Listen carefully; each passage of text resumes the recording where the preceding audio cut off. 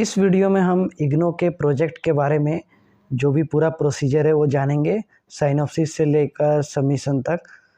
इग्नो में होता क्या है, जब भी आप न्यू रजिस्ट्रेशन कराएं, जो भी सेमिस्टर वाइज हो या ईयरली वाइज हो, तो जैसे ही सपोज़ करें कि मेरा 4th सेम में मैं अगर हूँ और मैंने 5th में रजिस्टर कराया, तो अगर उसमें प्रोजेक्ट है तो उसी टाइम से आपको प्रोजेक्ट का जो साइनॉप्सिस है वो रेडी कर लेना है।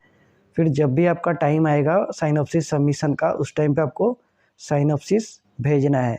चाहे आप ऑफलाइन भेजें या कोई सेंटर वाले ऑनलाइन भी लिंक देते हैं आजकल। आप अपने स्टडी सेंटर पे एक बार कांटेक्ट कर लें कि आपको साइनॉप्सिस भेजना है, तो अगर बोलेंगे हाँ भेज दो, तो आपको ऑफलाइन भेजना है स्पीड पोस्ट से।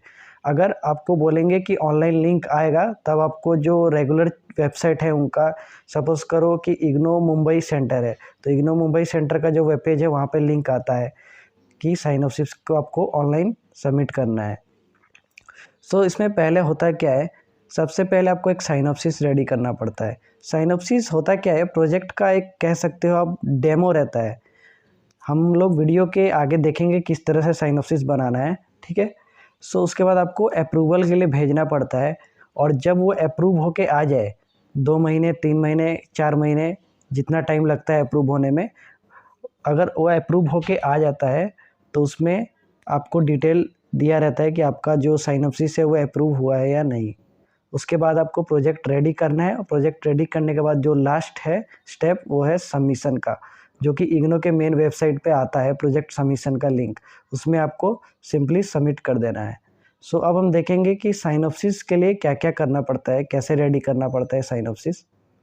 यहाँ एक बात आप ध्यान रखें कि साइनॉप्सिस हो या जो भी यहाँ पे एक एक स्टेप हो, सबको ध्यान से बनाएं, क्योंकि एक भी रिजेक्शन आपका ऑलमोस्ट 6 मंथ बर्बाद कर देता है। ये काफ़ी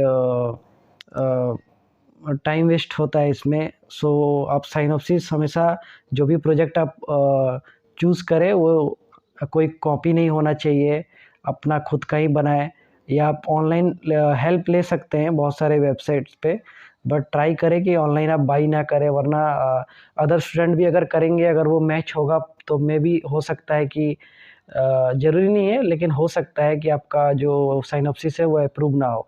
और अगर अप्रूव नहीं होता है तो फिर आपको जो साइनॉप्सिस से पहला स्टेप है फिर वहाँ से फॉलो करना पड़ता है। यानी आफ्टर 6 मंथ फिर आपको साइनॉप्सिस भेजना है, फिर अप्रूव होके आएगा, फिर आपको प्रोजेक्ट बनाना है, फिर सबमिशन होगा। लेट्स हम देखते हैं कि साइनॉप्सिस कैसे रेडी करें। यहाँ पर आप देख सकते हो, ये है प्रोजेक्ट का सिनॉप्सिस जो कि अप्रूव होके आया है। ये बेसिकली BCA सब्जेक्ट का है, BCSP 64। ऊपर आपको क्या करना है, सब्जेक्ट कोड और प्रोजेक्ट प्रपोजल लिखना है, सबमिटेड बाय, फिर आपका नाम, एनरोलमेंट नंबर और इस तरह का इग्नो का लोगो, और नीचे आपको ये आप MS वर्ड में बना सकते हो। आपको इग्नो का लोगो जो है वो गूगल से मिल जाएगा, और आपको इस तरह से स्पाइरल बेंडिंग करा के कोई भी जेरोक्स के दुकान पे हो जाता है, फिर भेजना है।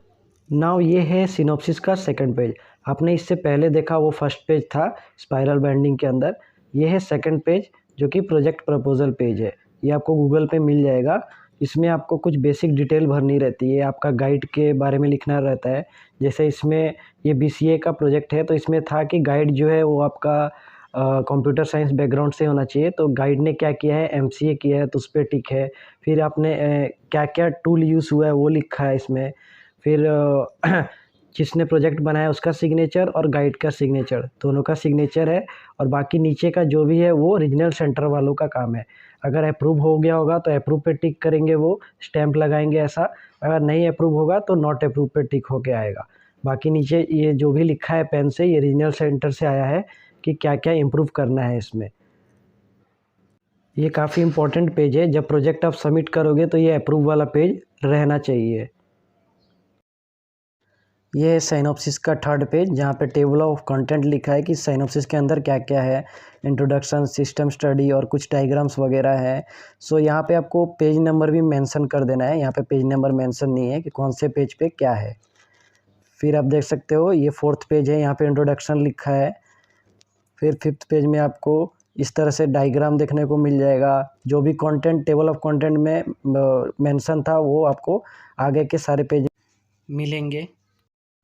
सो हमने देखा साइनॉप्सिस किस तरह से बनता है। आपको इम्पोर्टेंट बात बता दूं कि गाइड का बायोडाटा भी आपको अंदर साइनॉप्सिस के अंदर लगाना है।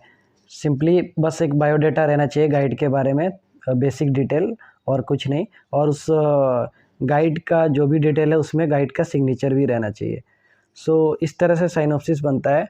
और अगर आपको थोड़ा भी दिक्कत होता है या नहीं समझ में आता है तो अब ऑनलाइन कई सारे वेबसाइट में मिलता है प्रोजेक्ट, जो कि ऐसा बोलते हैं कि आप अगर वो भेजोगे तो रिजेक्ट होने के चांसेस ज़्यादा है।